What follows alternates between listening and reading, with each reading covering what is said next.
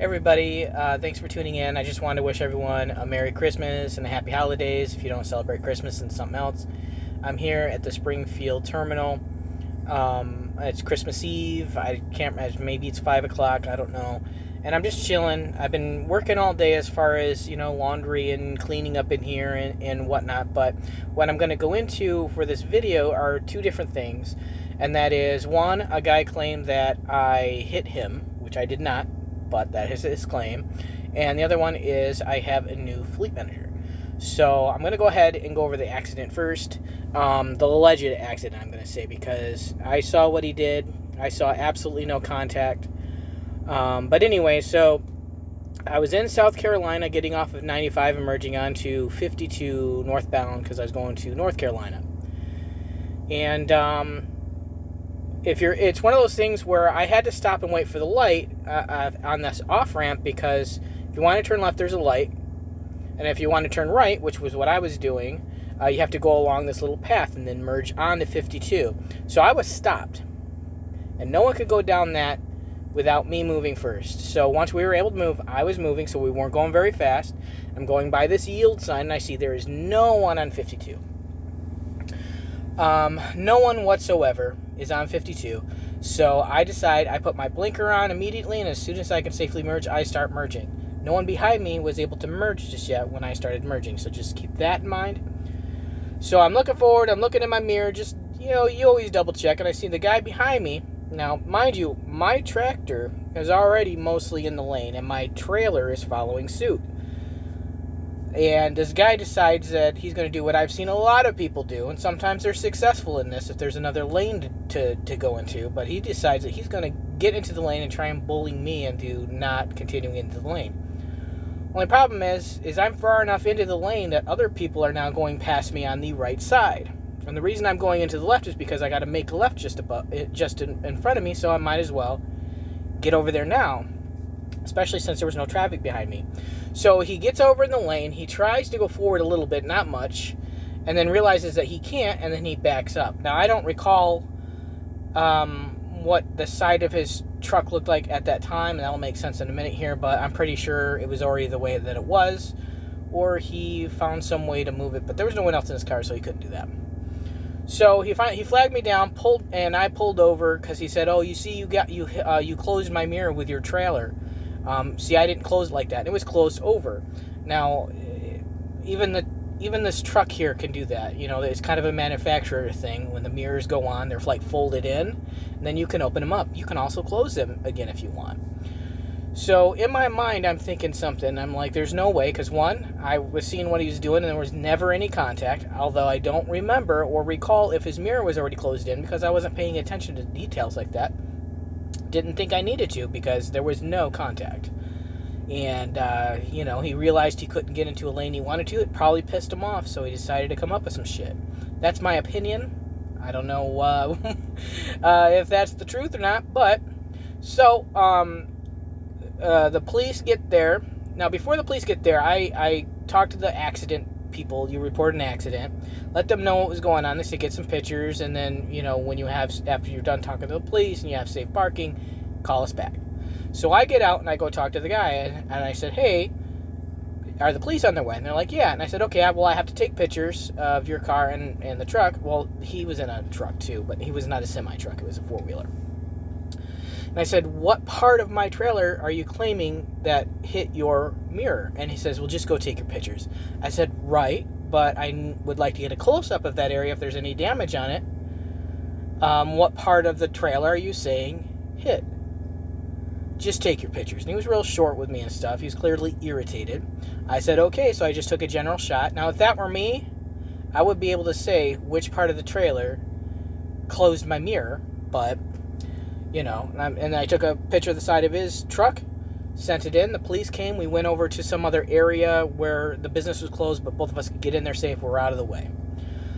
So the police officer talks to him first, and then the police officer and the guy walk over to get my side of the story, which I found interesting. So I told him exactly what I told you happened, and then he looked confused, and he talked to the guy, and he looked, and he said, "Were you already on 52, or were you behind him getting into the lane?" And he goes, "No, I was already on 52, and he pulled into my lane." Okay. So I goes, well, officer, I have a camera on my car, or on my truck. You're welcome to the footage. You can see what I did. And I watched that. I was looking right at this guy when I said it, and his eyes went big. And then he looked up at my windshield until his eyes landed right on the camera. Now, I didn't say anything else. As far as he knows, there's also cameras in the back of the trailer for all he knows. So his eyes got really big, and he's looking at it, and the cop goes, okay, well, give me the information so I can get a hold of whoever I can get that from. And then he turns to the guy asking, he says, so you were already on 52, and he pulled into your lane, or were you behind him and you were trying to merge? And he goes, well, he's like, oh, yeah, I was behind him, but then I was trying to merge in. He's like, okay. So, the officer looked around, looked at the trailer. It was an older trailer, too, but it was pristine. He looked at the mirror again. He's like, I don't see any damage. There's, no proof that this happened. He says, other than it's folded over, he says, how do I know that you didn't fold it over, type of a deal. And the guy's like, no, I didn't have that pulled over, blah, blah, blah. So, the officer's like, look, I don't see an issue here. He says we can all just go on our way. If you really want me to write a report, I'll write a report, but I don't think it's necessary. And the guy was like, yeah, no, that's okay. I mean, there's no damage or anything like that. He's really changed his tune once the instant I mentioned that there was a camera on my truck, proving what I was saying happened is the truth. So, and I talked to the guy. He was a nice guy, I think he was just irritated that he wanted to get in that lane and couldn't. And then the officer said, too, he's like, the best thing you could have done is have that camera on there. And he told the guy, he's like, if you're running a business out of that truck, which the guy mentioned that he was, you do yourself a favor and get one, too. He says, because if what you're saying is true, it would have been on that camera to prove, He's like, otherwise, there's no proof for nothing. He says, you'd be surprised how many people will see, a mega carrier like this and try and pull something for the insurance money. So the guy was happy to go his separate way. Obviously, I'm happy to go my separate way because one thing, I know I'm right, but if there's a warning or something on my license, it's going to hurt my license. The officer didn't do that. The report thing he gave me that I could scan in was no contact. There's no issue. It doesn't harm me at all. So I sent that information in, and I called and, explained everything, and then they're like, okay, you're good to go. Just go ahead and go. All right, so then later that night when I got parked and I was getting ready to go to bed, I get a text message from the accident people, whatever their department's called, that they've charged me $500 liability deductible for the accident. And I'm like, whoa, there was no accident. A guy claimed that I did something, but that's wrong, and he walked away. So it's the same as nothing happened. Really, just that guy made a claim that was not correct. So I called up and I talked to the person that's in charge of my case, and she's like, well, let me look at the stuff. And she's like, I don't see any, what did he say happened? And I told her what I told you, and she said the thing that I thought when that guy first claimed that I closed his mirror with my trailer. She said, it's not, what he said was true, the mirror wouldn't be closed like that. A factory, the way it would have come out of the factory, it would have been broken off or folded the other way unnaturally. And I said exactly my thoughts. I said, look, he's claiming that happened. He decided to walk away the instant I told him I had a camera. She's like, yeah, people are crazy. She's like, it's a good thing you have that. And I said, and I claim I never made contact at all because I never saw that happen. And all that. She says, okay, so here's what we'll do. We have to wait for the report, whatever. She's like, yeah, that 500 comes out, but call me in 30 days. I'll have all the information here, and if it's true that you caused no accident, you'll get that $500 back. So best believe I have a little note in my phone, and it's going to alert me to that day, and I'm going to be calling her up. So there's that. Yeah, I just find that interesting, he's going to waste a whole hour and a half of my time, in my opinion, because he thought that I hit his mirror when I didn't. Also, he admitted to me, I don't know if he admitted this to the officer, but he admitted to me he was distracted driving. He was talking to his fiancée on the phone, and he didn't have any headgear. He's just a regular four-wheeler. So I'm pretty sure he was not paying attention to the fact that my blinker was on. And my video is going to prove that I turned my blinker on well in advance. So the last thing I'm going to get to, and I'm sorry this is already 10 minutes long, But I have a new fleet manager. Now, I did not request a new fleet manager.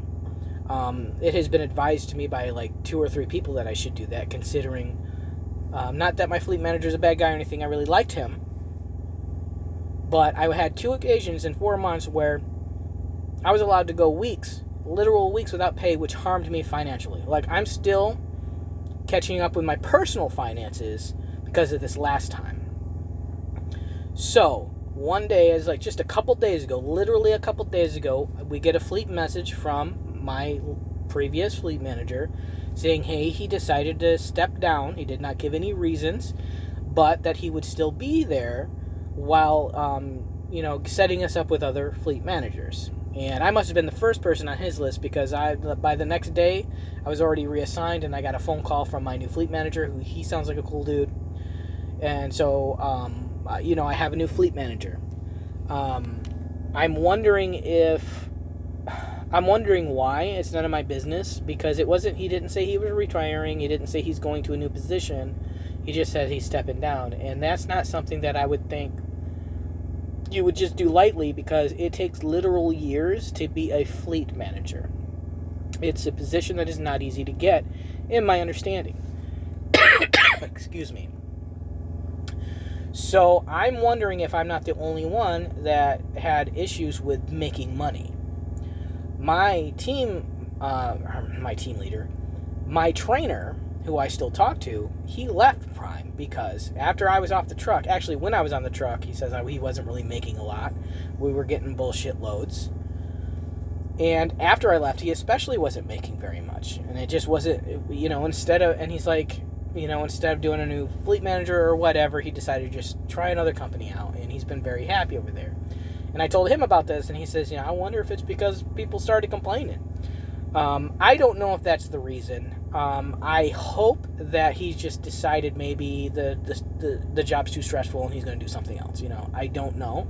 But I know I'm not the only one that was under that fleet manager that was having issues making money. And a dispatcher can make or break you in this. And that's something that I have learned the hard way. Yes, I make my decisions too. Maybe I don't always make the best ones, but when it comes down to what's offered to me, I don't have any choice in that. I can turn it down, I can play that gamble, but I'm too new and I'm too hurt financially because of what I went through that I just don't have the leverage to do that. I do now have an emergency fund. I don't know if I told you in the last one. I have an emergency fund now, and I have set up my home time for a week in January, and I will be able to afford it. So this week has been an amazing week. Before I stopped here, my truck pulled in the most ever, and that wasn't all completely under my new fleet manager, though. It just happened to work out that way. The other thing I want to tell you is this. When I was meeting my new fleet manager, he asked me a question, and I found this very interesting, and it actually has me upset, because there's no reason for it to be there. He's like, do you know of any reason why, and my previous fleet manager put a note on my profile there not to offer this driver any OTIF loads. And I said, no, that's news to me. No one said anything to me about that. Now, don't ask me what that stands for. It's been told to me a couple times. I can never remember it. But basically, it's like the Walmart loads. So, for those of you that don't know, Walmart's very strict. I don't mind that. I love Walmart loads, but you can't be more than an hour early, because if you're too early, they can reject you, and it's bad on you. And you can't be more than a half hour late, or they can reject you, and it's bad on you. Usually, you have to get there within that hour, get backed into your dock and to the door before your appointment time, or you're considered late most of the time.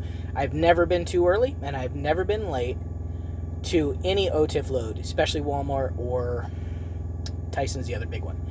So we discussed that, and he's like, I don't see any reason why this needs to be here. He's like, I'd hate for you to miss out on those loads. That's a lot of money. And I said, yeah, it really is. I said, I legitimately do not know why he would do that. I've never been late. Never been too early. I love those loads. That's a lot of money for me. If I was a company guy, so what? Because I go by the mile. But I'm not a company guy. So messing with my money is a big fucking deal. So it bugs me because I have no idea why he would do that. Not to mention, if you're going to sit there and say, stop thinking of yourself as an employee, you're a business owner. Well, if I'm a business owner and you're going to hurt my money like that, I think I have a right to know. And I think I have a right to challenge that.